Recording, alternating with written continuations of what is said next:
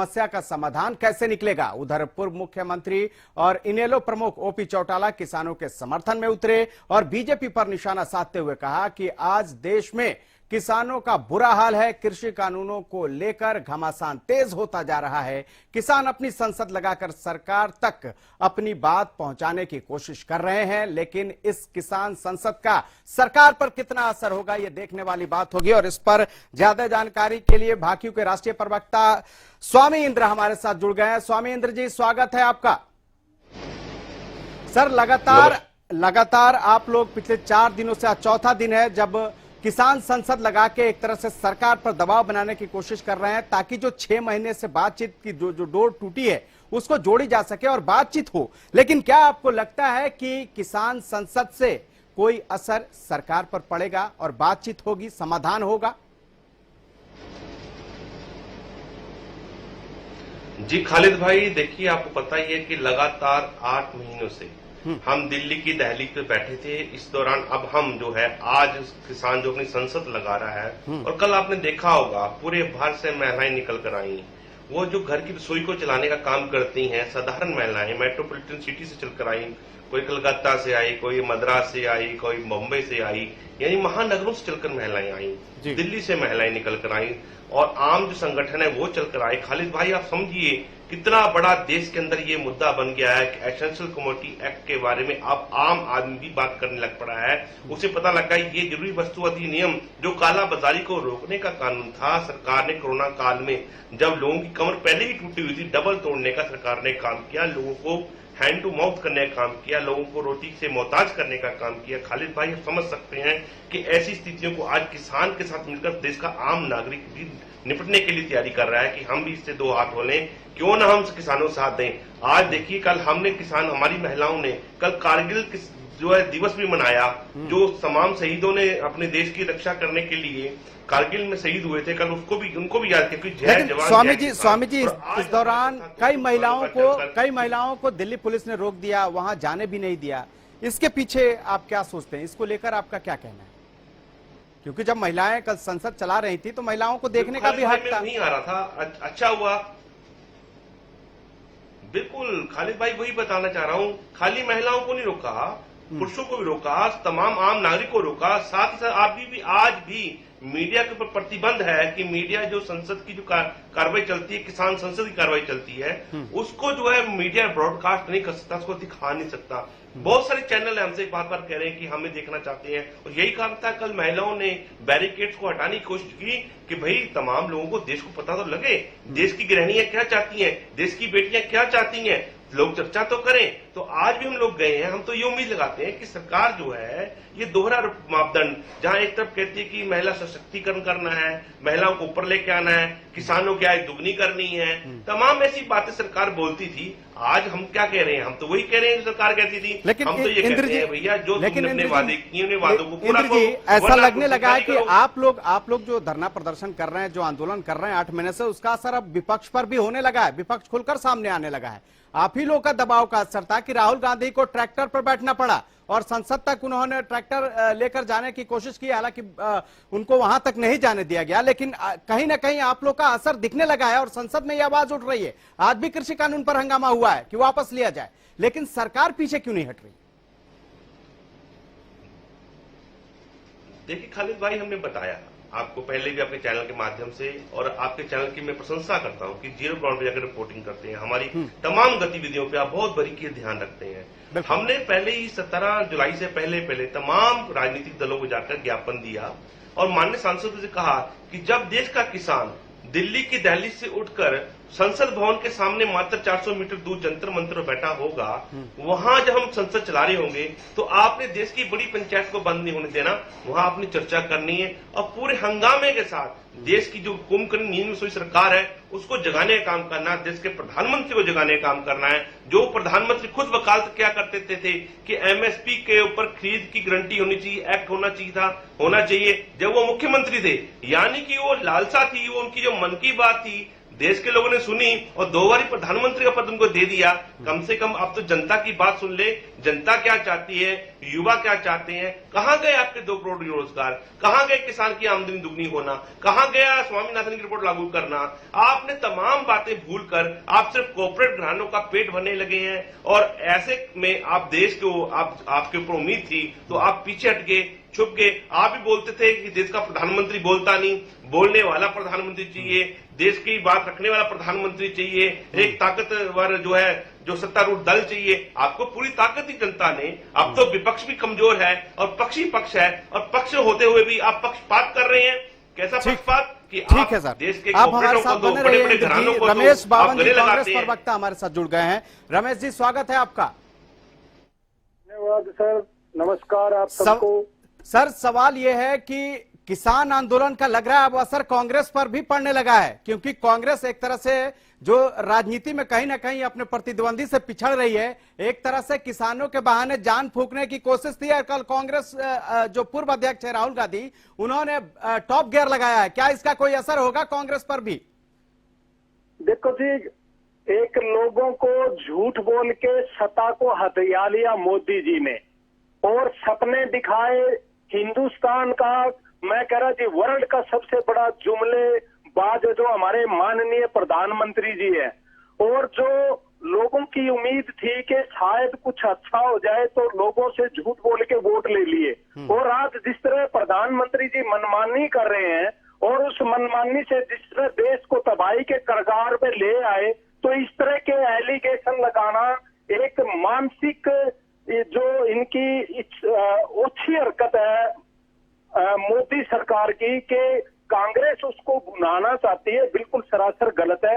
कांग्रेस शुरू से ही हमेशा किसानों के हक में, मजदूर के हक में। ठीक है रमेश जी हमारे साथ बने रहिए।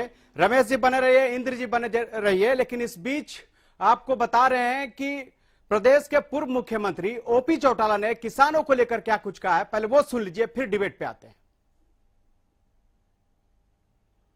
तो ओपी चौटाला जो कि लगातार जेल से बाहर आने के बाद से, रिहाई के बाद से किसानों के समर्थन में वो धरना स्थल पर भी जा रहे हैं और वहां जाकर वो लगातार किसानों का समर्थन भी कर रहे हैं।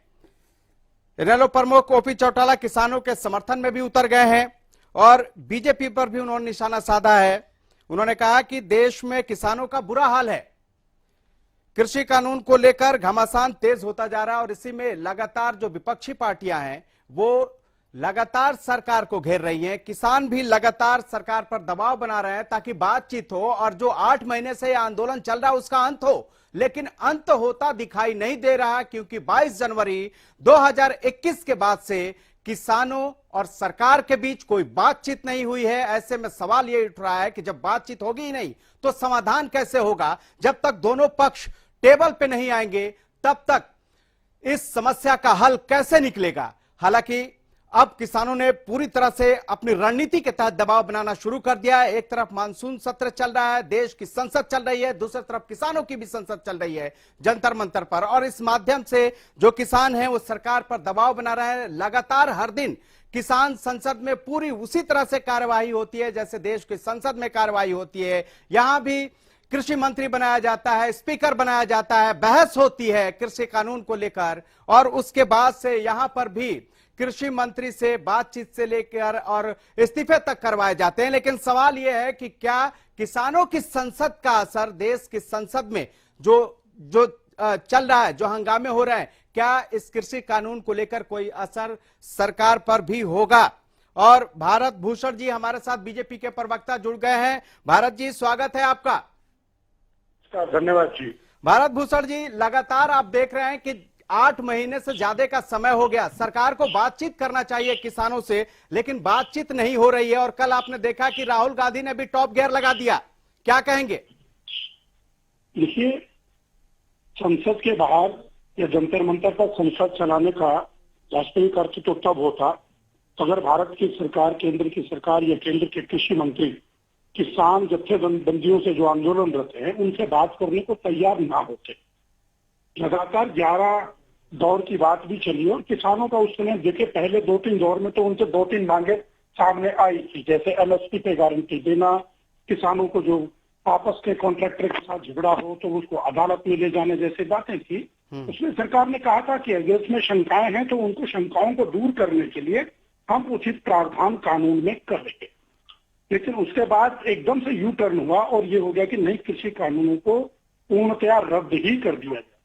तो एकदम से बदलाव आ गया और उसके बाद आज भी व्यवधान इसीलिए वहां पे खड़ा है कि आज भी किसान अगर आंदोलनरत, आप स्वयं को कहते हैं कि किसान आंदोलनरत है, तो कहाँ ये बात साबित होती है कि उनके कुछ एजेंडा में किसानों के सुधार के लिए, किसान कृषि कानूनों में सुधार के लिए उन्होंने कोई ड्राफ्ट तैयार किया हो, कोई प्रोविजंस किए हों। कृषि मंत्री जो आज भी कह रहे हैं कि आइए स्वागत है, लेकिन एजेंडा लेकर बैठिए तो सही। एजेंडे में एकमात्र उनका है। सर, लेकिन किसान कह रहे हैं कि सशर्त बातचीत मंजूर नहीं है। अब आप शर्त लगा के बात करेंगे, किसान कैसे बात करेगा? शर्त किसान लगा रहे हैं, आपने कानून बनाया है तो आपको भी तो उसके अगर जिस पे आपत्ति है किसानों को, उसको तो हल निकालना चाहिए। किसान आपत्ति ही तो नहीं दे। देखिए आप भी हैं, आप मीडिया के पर्सन है, आप पूछे तो सही किसान को आपत्ति क्या है। किसान कहता है इंद्र जी, ठीक है सर, इंद्र जी हमारे साथ लगातार बने हुए हैं। इंद्र जी, क्या किसान अपनी आपत्ति सरकार को नहीं बताए तो फिर आप 11 दौर की आप लोग वार्ता क्या करने जा रहे थे? खालिद भाई जी, मैं वही बताना चाहता हूँ, ये भारत भूषण जी बात कर रहे हैं, यही बात थी, बिल्कुल यही बात बताना चाहता हूँ कि ये कहते थे किसानों ने हमें 11 दौर की वार्ता में कुछ भी नहीं समझाया, तो इन्हें आपत्ति थी कि हमें कुछ नहीं समझाया। और देश के प्रधानमंत्री बोलते हैं कि ये आंदोलन पवित्र है, तो हमने कहा चलो भाई पवित्र है तो फिर पवित्रता को अब जांच लेते हैं। हम भी संसद भवन आ जाते हैं, तो हम संसद भवन मार्ग पे खड़े होकर जंतर मंतर से हमने अपनी बात रखनी शुरू कर दी। अब किसान संसद चला रहा है, तो इन्होंने क्या करा, बड़े चालाक लोग हैं, देश के लोग ना जान जाए कि किसान क्या बात कर रहा है, मीडिया के ऊपर प्रतिबंध लगा दिया। एक भी मीडिया कर्मी को किसान संसद में जाने की इजाजत नहीं है और इतनी कटीली तारें लगा दी, मीडिया कर्मी को खदेड़ा जाता है। मीडिया कर्मी वहां जाना चाहते हैं। प्रशांत जी, आप बताइए ईमानदारी के साथ, क्या आप इसके पक्ष में है कि किसान जो बोल रहे हैं वो देश की जनता को तक आवाज पहुंचनी चाहिए नहीं पहुंचनी है, बताइए आप। ठीक है भारत भूषण जी, किसानों की आवाज देश तक पहुंचनी चाहिए नहीं पहुंचनी चाहिए? ये कहते हैं कि पत्रकारों को बंधक बना के रख दिया, पत्रकारों को आवाज नहीं उठाने दी जा रही। मैं इनसे निवेदन करता हूँ, आप तो चैनल पर बैठे, कहाँ मीडिया को रोका जा रहा है? आप चैनल पर बता दीजिए ना संसद में क्या मांग है, आपकी अपनी संसद में क्या मांग है। रही बात ये कि वहां कटीली तारे लगा दीजिए। 26 जनवरी को जो आपके समर्थकों ने, आपके द्वारा लाए गए गुंडा एलिमेंट्स ने जो तिरंगे का अपमान करने का जो काम किया था, उस बात को ध्यान में रखते हुए सरकार ने लॉ एंड ऑर्डर को मेंटेन करने के लिए जो जरूरत है वो निश्चित रूप से किया है। लेकिन आप इस चैनल पर बैठ के बता दीजिए ना आपकी मांग क्या है। कानून को रद्द करने के अलावा दूसरी कौन सी मांग है, एक तो मांग बता दीजिए। सर, एमएसपी पर कानूनी गारंटी की भी तो मांग कर रहे हैं भारत जी। जी, एमएसपी पर कानूनी गारंटी की भी मांग कर रहे हैं, 3 कृषि कानून वापस करने की भी मांग कर रहे हैं। जब से दो मांगे तो पूरा देश जानता है सर। सबसे रबी की फसल, खरीफ की फसल, 2 फसलें हुई, दोनों फसलों में बम्पर पैदावार हुई, किसानों ने ही बम्पर पैदावार की और उन किसानों की बम्पर पैदावार को जो अधिकतम न्यूनतम समर्थन मूल्य घोषित किया गया था, सरकार ने पूरी की पूरी फसल खरीदी है। और उसके बावजूद सरसों जैसी चीज जो अपना उत्पाद था वो तो एमएसपी से भी कई ज्यादा भाव पर मार्केट में बिका है, बिक गया। लेकिन सर, इसी एमएसपी को लेकर तो किसानों पे डर है इंद्र जी। दिल्ली की दहलीज पर किसान बैठे हैं और बिल्कुल आपके साथ जेवर में मंडी है, वहां पे किसान मूंग की दाल लेकर बैठा है। आपने इंपोर्ट के लिए दस्ते खोल दिए, पर देश का जो किसान दाल उगाता है उसको एमएसपी नहीं मिल रहा। 3000 रुपए के हिसाब से किसान से दाल लूटी जा रही है। आप किसानों को एमएसपी का रेट दिला दीजिए, बहुत दूर बात नहीं है। दिल्ली से मात्र 40 किलोमीटर दूर की बात कर रहा हूं मैं, संसद भवन से 40 किलोमीटर दूर, यानी देश की राजधानी के नाकों तले किसान को लूटा जा रहा है। आप बताइए कहां आप एमएसपी खरीद कमेटी कर रहे हैं? आप किसान को सिर्फ लूटने काम कर रहे हैं। यही दाल बैकडोर से कोऑपरेटिव घराने सरकार खरीदती है। ठीक है, रमेश बाबन जी भी हैं, कांग्रेस पर वक्ता बने हुए हैं। रमेश जी से भी एक सवाल ले लेते हैं। रमेश जी, सवाल यह है कि लगातार जो सत्ता पक्ष में है, सत्ता पक्ष की ओर से कहा जा रहा है कि किसान जो है कि वो अपनी बता नहीं पा रहे हैं कि उनकी मांग क्या है, जबकि पूरे देश के लोग ये जानते हैं कि 3 कृषि कानून वापसी और एमएसपी कानून की गारंटी की मांग कर रहे हैं। बावजूद इसके मामले को टाल मटोल क्यों किया जा रहा है? मुद्दे पे बात क्यों नहीं हो रही है? बात ये है कि सिर्फ भारतीय जनता पार्टी ही ये कह रही है ना जी, केंद्र सरकार ये कह रही कि किसानों की मांग क्या है, पूरा हिंदुस्तान जानता, वर्ल्ड जानता कि किसान क्या मांगते हैं। किसानों की मांग है एमएसपी की गारंटी, मंडी व्यवस्था खत्म नहीं होनी चाहिए, आप इसकी गारंटी दो और ये कानून वापस लो। अरे इन कानून की जब जरूरत नहीं है, जब किसान कहते हैं इन कानूनों की जरूरत नहीं है, तो आज तक मोदी जी ने ये नहीं बताया कि ये कानून किसके लिए लेके आए। क्या उनके जो आका बैठे हैं, जो पूरे सिस्टम को कंट्रोल करना चाहते हैं, क्या उनको लिए किया जा रहा है सारा काम? किसान चाहते नहीं, तो इनको दिक्कत क्या है? और ऐसे लोग आते हैं जो इंटरव्यू देते हैं जिनके पल्ले जमीन नहीं है, जिनको ये नहीं पता कि कितनी फसलें कहाँ पे होती है, कितना फसल पे खर्चा होता है। आप तमाम गेस्ट हमारे साथ जुड़े, इसके लिए आपका बहुत बहुत शुक्रिया। तो लगातार जो किसानों का आंदोलन है वो जारी है और 8 महीने से किसान अपनी 3 कृषि कानून की वापसी और एमएसपी पर कानूनी गारंटी की मांग कर रहा है, लेकिन बात अभी तक बनती हुई दिखाई नहीं दे रही है। ऐसे में सवाल यह है कि इस